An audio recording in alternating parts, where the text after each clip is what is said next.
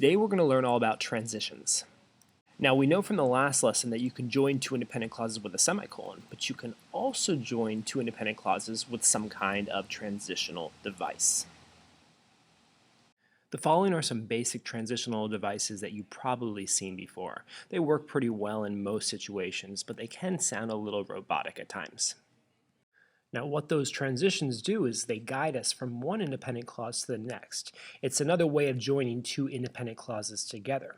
So we know that if you start out with two simple sentences, the graveyard frightened me, I heard a strange noise, if they are closely related, we can probably join them with a semicolon. But we also have another option. We could join those two independent clauses with a transition. The graveyard frightened me. Suddenly, I heard a strange noise. Don't forget the semicolon before the transition and the comma after. Now, just like in the last lesson, you want to make sure that both clauses are indeed independent. That means they must have those actors and actions working together, and they should probably have answers in there as well. As long as they're both independent clauses, then you can join them with the transitional device. Of course, don't forget to put the semicolon before the transition and the comma after it. The key is to not limit yourself to transitional words. Appropriate phrases and dependent clauses can be used to join two independent clauses. So which phrases and dependent clauses could be used to join the following independent clauses?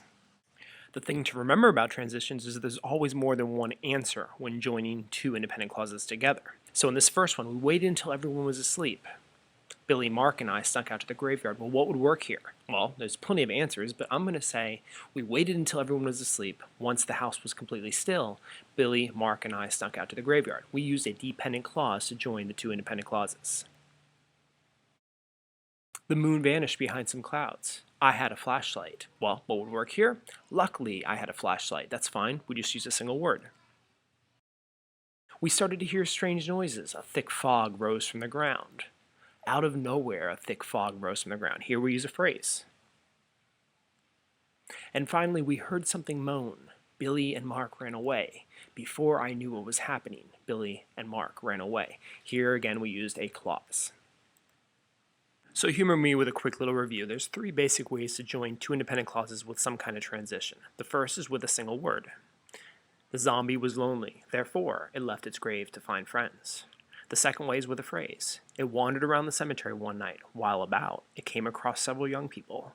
And the third is with a dependent clause. The young people saw it approaching. Before the zombie could say hello, they all ran away in terror. The important thing is to use a variety. Don't rely on those generic single-word transitions that appear in most English classes. They're really pretty boring, and like I said before, they sound very robotic. And don't forget that foundation. In this case, both clauses must be independent before you can join them with some kind of transitional device. As always, thanks for joining me and have a great day. Bye-bye.